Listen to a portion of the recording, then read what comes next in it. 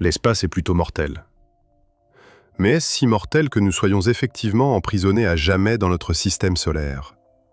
Beaucoup l'ont affirmé, mais seuls quelques scientifiques l'ont réellement découvert. Depuis qu'Enrico Fermi a posé sa célèbre question « Où est tout le monde ?», nous avons réfléchi au mystère du paradoxe de Fermi. Dans une galaxie où des milliards de planètes ont eu des milliards d'années pour donner naissance à des civilisations technologiques, pourquoi ne voyons-nous aucune trace de celles qui nous ont précédés? Il existe de nombreuses réponses possibles à cette question, allant des plus encourageantes, comme l'idée que nous sommes parmi les premiers à surmonter des défis évolutifs extrêmes, aux plus terrifiantes, comme la perspective que chaque civilisation atteignant notre niveau de développement s'anéantisse ensuite. Nous avons déjà évoqué tous ces points. Mais il existe une explication très souvent citée que nous n'avons jamais explorée. C'est peut-être l'explication la plus ennuyeuse qui soit.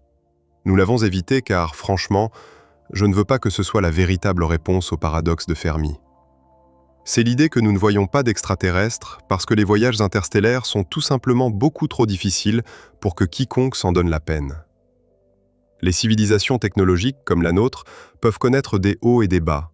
Certaines peuvent atteindre des sommets de sophistication et de progrès bien supérieurs aux nôtres. Mais aucun ne parvient jamais à peupler la galaxie, car envoyer des êtres vivants entre les étoiles est tellement difficile que cela n'en vaut tout simplement pas la peine. Aujourd'hui, nous allons donc explorer cette question. L'humanité est-elle condamnée à passer le reste de son existence recroquevillée dans son propre système solaire? Deux facteurs rendent les voyages interstellaires difficiles. La première, la plus évidente et celle que vous connaissez déjà, est aussi la plus facile à résoudre. Voilà les distances absurdement grandes en jeu. L'étoile la plus proche, Proxima Centauri, se trouve à 4,2 années-lumière. Il faudrait plus de 7000 ans au vaisseau spatial le plus rapide que nous ayons jamais construit, la sonde solaire Parker et ses 163 km/s, pour atteindre Proxima, s'il se dirigeait même dans la bonne direction. Pour que les humains puissent voyager entre les étoiles, le temps de voyage doit être au moins de l'ordre d'une vie humaine, ce qui implique de voyager à des vitesses relativistes, des fractions importantes de la vitesse de la lumière. Mais il s'agit en réalité d'un problème soluble. Le programme Breakthrough Starshot propose d'envoyer sur Terre une série de minuscules engins propulsés par des voiles solaires qui seraient accélérés à 20% de la vitesse de la lumière par un gigantesque réseau de lasers. Ces engins ne sont guère plus que des puces informatiques, et envoyer des humains implique une masse bien plus importante pour le maintien en vie et la protection. Mais il existe des formes de propulsion avancées proposées qui pourraient en principe accélérer un véritable vaisseau spatial à une fraction significative de la vitesse de la lumière. Par exemple, de très grandes voiles solaires, des moteurs à fusion compacte ou des moteurs matière-antimatière. Certains de ces objectifs pourraient être atteints dans un avenir lointain, mais prévisible. Le problème des distances abyssales devrait être parfaitement soluble, s'il n'y avait pas ce second problème. L'espace interstellaire veut nous tuer. ISM est l'acronyme officiel, non pas meurtre interstellaire, mais milieu interstellaire. L'espace entre les étoiles de notre galaxie est loin d'être vide. Il est rempli de gaz diffus et de grains de poussière. Ces particules sont peut-être rares, mais à des vitesses relativistes, chaque molécule devient une minuscule balle. Sans parler des rayons cosmiques, des particules se déplaçant suffisamment vite pour tuer à elles seules. Il s'agit là du principal obstacle potentiel à notre avenir en tant qu'espèce galactique. Notre avenir glorieux, qui s'étend à travers les étoiles, dépend de la réponse à une question plutôt banale. Un vaisseau suffisamment grand pour transporter des humains peut-il être correctement protégé des particules minuscules sans ajouter une masse supplémentaire telle que l'accélération d'un tel vaisseau devienne pratiquement impossible? Et si la réponse est non, avons-nous résolu le paradoxe de Fermi de la manière la moins intéressante possible? La réponse à la question d'Enrico Fermi « Où est tout le monde ?» est-elle « Cela pourrait tout simplement signifier que tout le monde est resté chez soi. » Pour y parvenir, concevons la mission interstellaire habitée la plus plausible que nous puissions imaginer. Nous allons envoyer un vaisseau spatial vers Proxima Centauri dans le but de les y amener en une génération, et si tout va bien, vivants. Nous utiliserons un système de propulsion capable de nous accélérer à 20% de la vitesse de la lumière. Jusqu'où irons-nous avant d'être anéantis par de minuscules débris spatiaux? Eh bien, à 0,2 c, une rencontre avec un grain de poussière d'environ 1 mm de large libère quelques centaines de millions de joules d'énergie cinétique. Il vaporise instantanément notre vaisseau. Alors, nous ne parvenons même pas à sortir de notre système solaire? Eh bien, peut-être pas. Ce type de micrométéorite est relativement courant dans le système solaire. Ce sont des vestiges de la formation du système planétaire. Cette probabilité d'impact est beaucoup trop élevée pour être acceptable. Heureusement, l'abondance des micrométéorites diminue considérablement à mesure que l'on quitte le système solaire. Alors peut-être qu'on va jaillir directement du système solaire pour éviter la densité beaucoup plus élevée de débris dans le plan de l'écliptique. Et peut-être qu'on va ouvrir un chemin avec des lasers ou quelque chose du genre depuis la Terre. Ensuite, nous nous dirigeons vers Proxima Central et voyons jusqu'où nous pouvons aller dans ce périple de plus de 20 ans avant de nous faire griller. Pour comprendre cela, examinons à quoi ressemble réellement le milieu interstellaire. Il est composé à 99% de gaz et à 1% de très fines particules de poussière.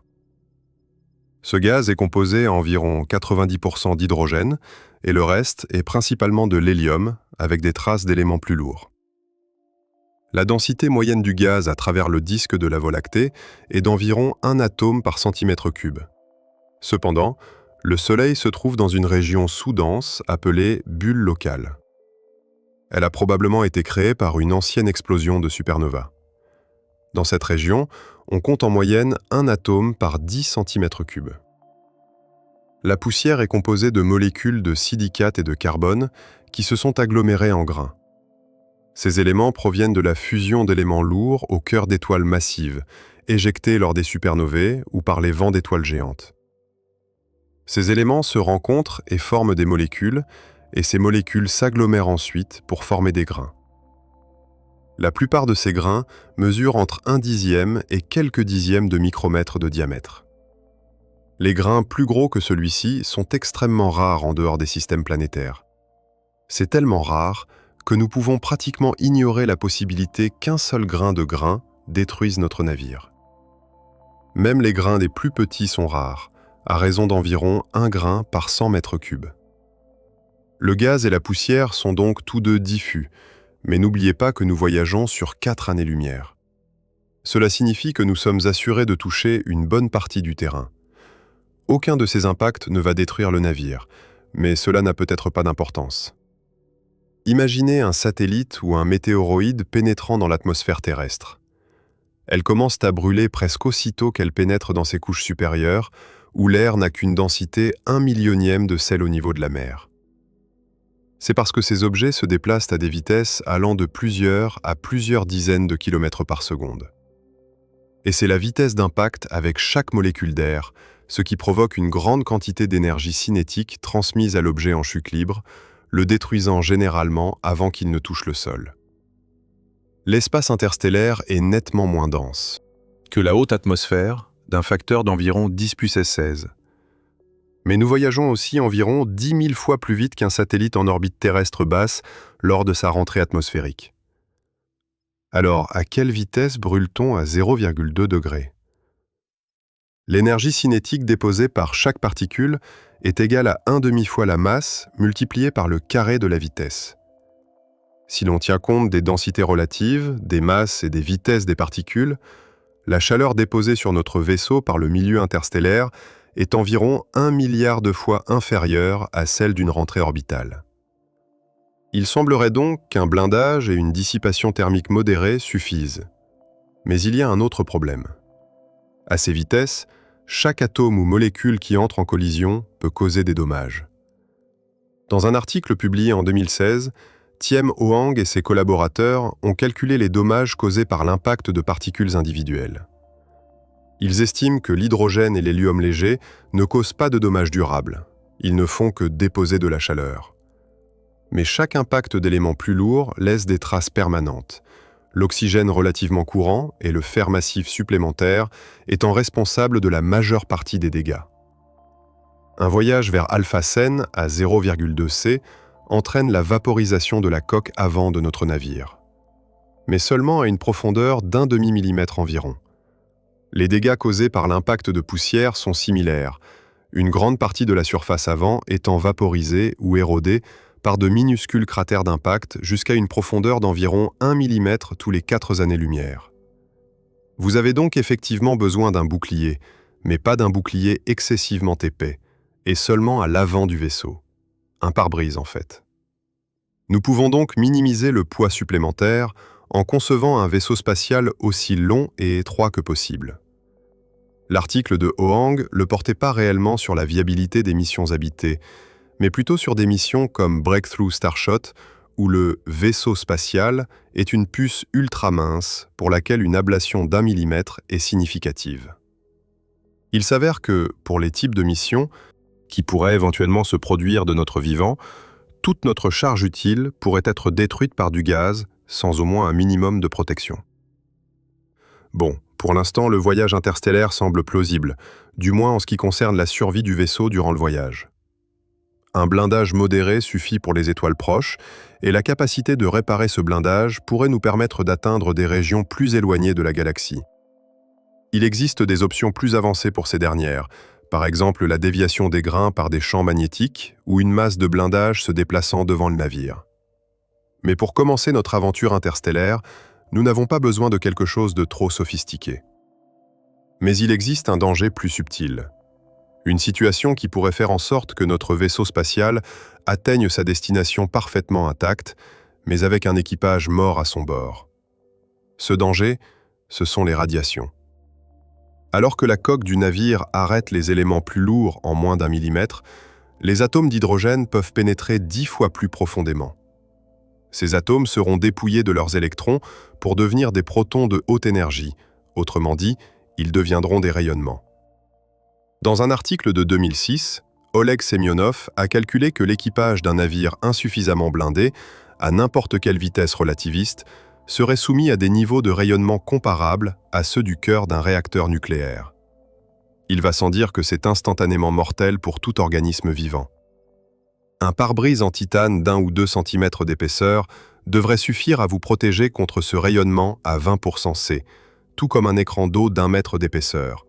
Peut-être la meilleure option puisque vous transportez de l'eau de toute façon. Il vous faut également une couche interne de plomb ou similaire pour bloquer le rayonnement secondaire. Pour voyager à des vitesses proches de celles de la lumière, il vous faut jusqu'à plusieurs mètres de titane ou des dizaines de mètres d'eau. À n'importe quelle vitesse relativiste, les sorties extravéhiculaires à l'extérieur du vaisseau sont hors de question. Mais rien de tout cela ne protège contre l'autre type de rayonnement, les rayons cosmiques. L'espace interstellaire regorge de particules de haute énergie, allant de simples protons à d'énormes noyaux de fer. Ces phénomènes sont accélérés par les champs magnétiques monstrueux des trous noirs, des supernovae et de la galaxie elle-même. Cette dose de rayonnement provenant des rayons cosmiques est inférieure à celle du gaz interstellaire. Elle n'est pas instantanément mortelle, mais augmentera considérablement les risques de cancer au cours de notre voyage de 4 ans. Cependant, il est plus difficile de se protéger contre les rayons cosmiques, car ils frappent le vaisseau de toutes les directions. Si vous parvenez à accélérer jusqu'à 80 ou 90% de la vitesse de la lumière, la plupart des rayons cosmiques vous frapperont de face et votre pare-brise vous protégera. Mais à des vitesses plus plausibles, le vaisseau aura besoin d'un blindage sur toutes ses surfaces. Une couche d'eau d'1 mètre d'épaisseur autour du vaisseau entier ferait l'affaire, mais ajouterait une masse prohibitive, trop importante pour atteindre des vitesses relativistes, du moins pour nos premières versions de la technologie de propulsion des vaisseaux spatiaux.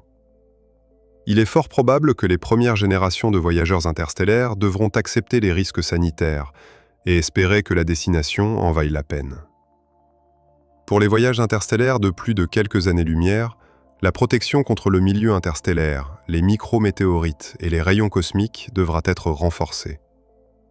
Mais il s'avère qu'en principe, rien ne nous empêche de passer lentement d'un système planétaire à l'autre. Les voyages interstellaires sont très difficiles, mais d'après nos connaissances actuelles sur le milieu interstellaire, ils ne sont pas impossibles. Et ce n'est certainement pas une explication claire du paradoxe de Fermi. L'univers essaie peut-être de nous tuer, mais il ne s'y prend pas assez bien. Pas suffisamment difficile pour nous empêcher d'étendre la portée de notre espèce jusqu'aux confins de l'espace-temps interstellaire. La création de Spacetime n'aurait pas été possible sans le généreux soutien de tous ceux qui nous ont rejoints sur Patreon.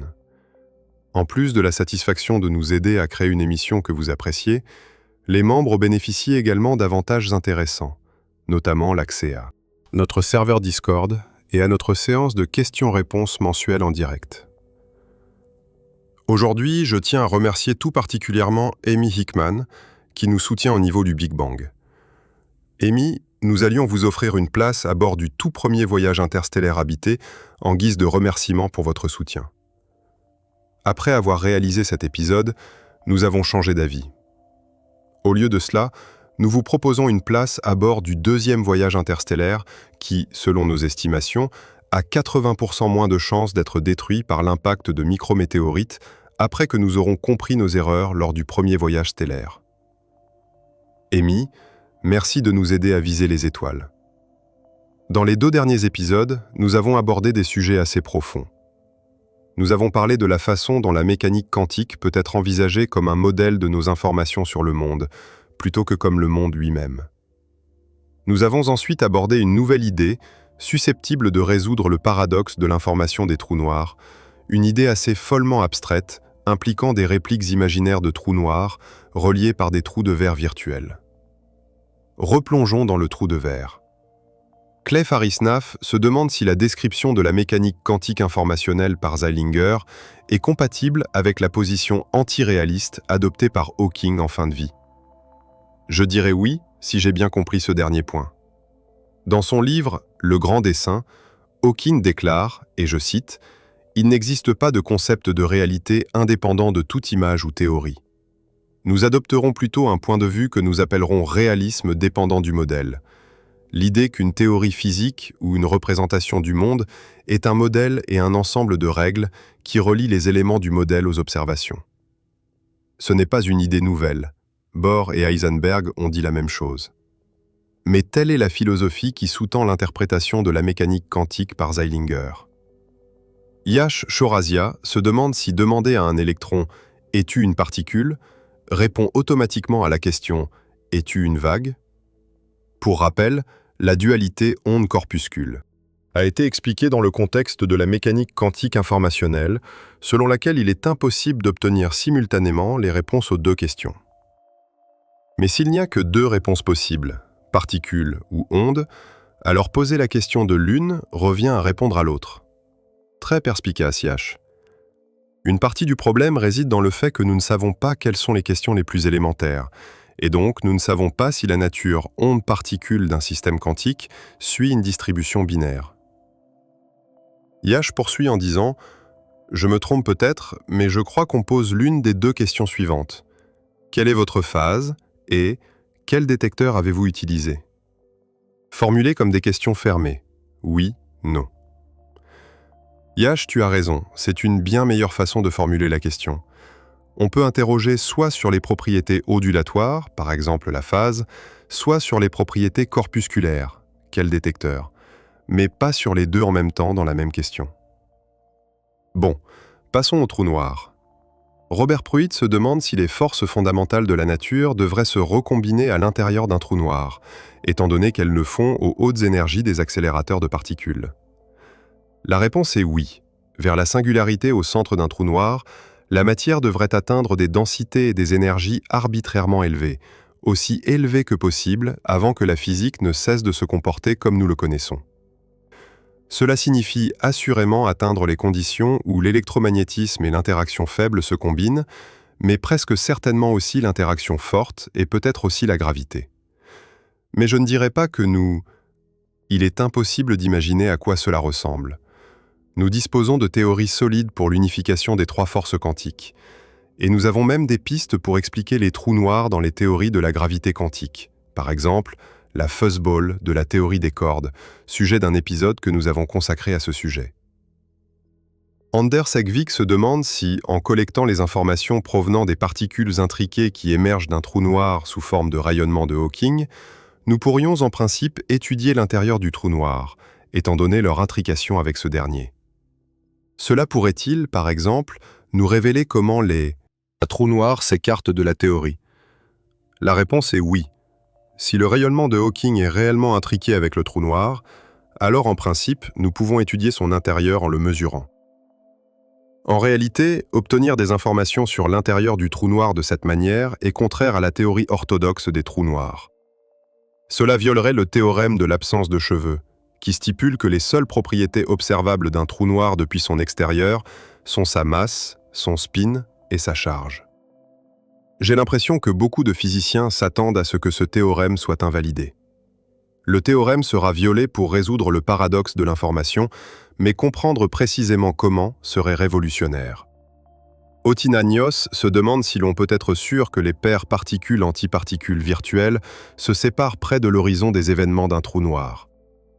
La réponse est que nous n'avons jamais détecté le rayonnement de Hawking, mais plusieurs raisonnements assez solides indiquent qu'il doit être réel. Or, la plupart de ces raisonnements ne disent rien des paires de particules virtuelles. L'argument original de Hawking portait sur la perturbation des modes de fréquence positifs et négatifs du vide quantique. L'image des particules virtuelles est une interprétation assez courante de ce qui se passe, bien que j'ai vu une démonstration qui les utilise plus explicitement.